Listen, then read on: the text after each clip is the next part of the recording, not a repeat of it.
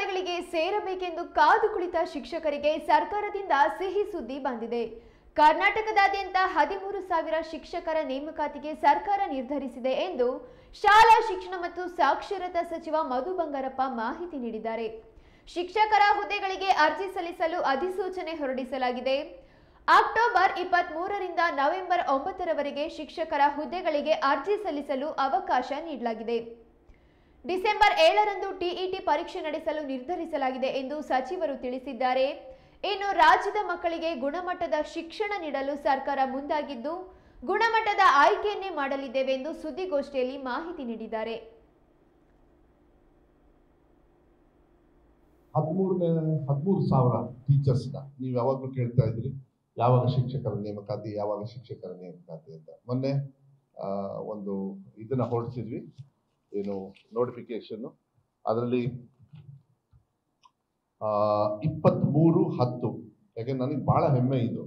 ಯಾಕೆಂದ್ರೆ quality of education ಯಾವಾಗ improve ಆಗುತ್ತೆ ಅಂದರೆ ಬಿಲ್ಡಿಂಗು ಇದೆಲ್ಲ, ಬಿಲ್ಡಿಂಗ್ ಇಲ್ಲದೇನೂ ಕ್ವಾಲಿಟಿ ಆಫ್ ಎಜುಕೇಶನ್ ಮಾಡ್ಬೋದು ಯಾವಾಗ ಒಳ್ಳೆ ಗುರುಗಳಿದ್ದಾಗ ಮಾತ್ರ. ಗುಡಿಯಲ್ಲಿ ದೇವರೇ ಇಲ್ಲ ಅಂದರೆ ಯಾರಿಗೆ ಹೋಗಿ ಬೇಡ್ಕೊಳ್ತೀರಿ? ಪೂಜಾರೇ ಇಲ್ಲ ಅಂದರೆ ಕಷ್ಟ ಆಗ್ಬಿಡುತ್ತೆ. ಹಾಗೆ ಗುರುಗಳು ಬೇಕಾಗ್ತದೆ. ಅದು ಶಾರ್ಟೇಜು ಕೂಡ ಇದೆ, ಇಲ್ಲ ಅಂತ ಹೇಳಲ್ಲ. ನನಗೆ ಭಾಳ ಹೆಮ್ಮೆ ಏನಂದ್ರೆ ನಾವು ಬಂದ ಮೇಲೆ ಸುಮಾರು 13,000 ಟೀಚರ್ಸ್ನ -400 ಇನ್ನು ಪೋರ್ಟಲ್ ಇದೆ, ಅದು ಕೂಡ ಇತ್ಯರ್ಥ ಆಗೋದಕ್ಕೆ KATಗೆ ಕಳಿಸಿದ್ದಾರೆ ಸುಪ್ರೀಂ ಕೋರ್ಟಿಂದ.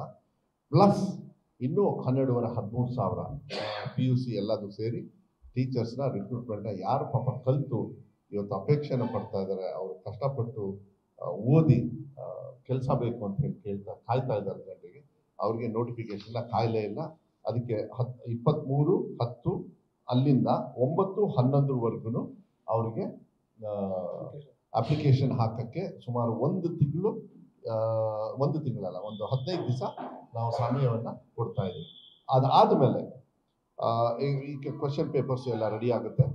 7ನೇ ತಾರೀಕು ಡಿಸೆಂಬರು ಎಕ್ಸಾಮ್ ಡೇಟು ಫಿಕ್ಸ್ ಆಗಿದೆ.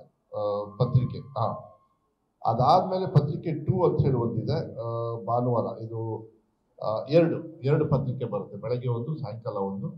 ಇದು ಇಸ್ ಅ ಫಾರ್ಮ್ TET ಅಂತಾರೆ, ಟೀಚರ್ ಎಂಟ್ರೆನ್ಸ್ ಟೆಸ್ಟ್ ಅಂತನೋ. CET ಬೇರೆ, ಅದಾದಮೇಲೆ TET. ಇದು TET ಇಸ್ ಕಂಪಲ್ಸರಿ. TET ಮಾಡಿದರೆ ಅಲ್ಲಿ ಕ್ವಾಲಿಫೈ ಆಗಬೇಕು. ಅದಾದಮೇಲೆ CET.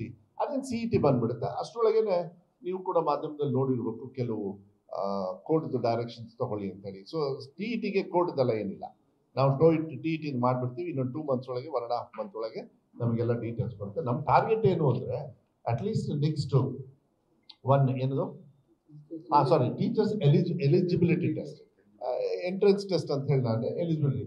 CET ಅದು ಬೇರೆ, ಎಂಟ್ರೆನ್ಸ್ ಟೆಸ್ಟ್ ಬೇರೆ. ಸೊ ಅವ್ರ ಕ್ವಾಲಿಫಿಕೇಶನ್ ಎಲಿಜಿಬಿಲಿಟಿಗೆ ಅದು ಬೇಕಾಗ್ತದೆ. ನಾವು ಹೆಂಗೆ PUCಗೆ ಇದಕ್ಕೆಲ್ಲ ಕೊಡೋದು, ಅದು ಕ್ವಾಲಿಟಿ ಆಫ್ ಎಜುಕೇಶನ್ ಕೂಡ ಈಗ ಒಳ್ಳೆ ರೀತಿಯಲ್ಲಿ ನಾವು ಗುಣಮಟ್ಟನ, ಯಾಕೆಂದರೆ ನಾವು ತುಂಬ KPS ಇದೆಲ್ಲದು ಕೂಡ ಓಪನ್ ಮಾಡೋದ್ರಿಂದ ಟೀಚರ್ಸು ಕೂಡ ಹ್ಯಾವ್ ಟು ಬಿ ಕ್ವಾಲಿಫೈಡ್. ಇಲ್ಲಾಂದ್ರೆ ಏನಾಗ್ತದೆ, ಮುಂದಿನ ಪೀಳಿಗೆಗೆ ಟೀಚರ್ಸ್ ಟ್ರೈನಿಂಗ್ ಮಾಡ್ಕಿಂತ ಕುತ್ಕೊಳ್ಳೋದಕ್ಕಾಗೋದಿಲ್ಲ. ಅವರು ಕೂಡ ಕಲ್ತ್ಬಿಟ್ಟು ಅವ್ರು ಮುಂದೆ ಬರಬೇಕಾಗ್ತದೆ. ಆ ಥರ ಕ್ವಾಲಿಟಿ ಆಫ್ ಎಜುಕೇಷನ್ಗೆ ನಾವು ಹೆಚ್ಚಿನ ಒತ್ತನ್ನು ಕೊಡ್ತಕ್ಕಂಥದ್ದನ್ನು ಈ ನೋಟಿಫಿಕೇಶನ್ ಕೂಡ ಮೊನ್ನೆ ಹೊರಡಿಸಿದ್ವಿ.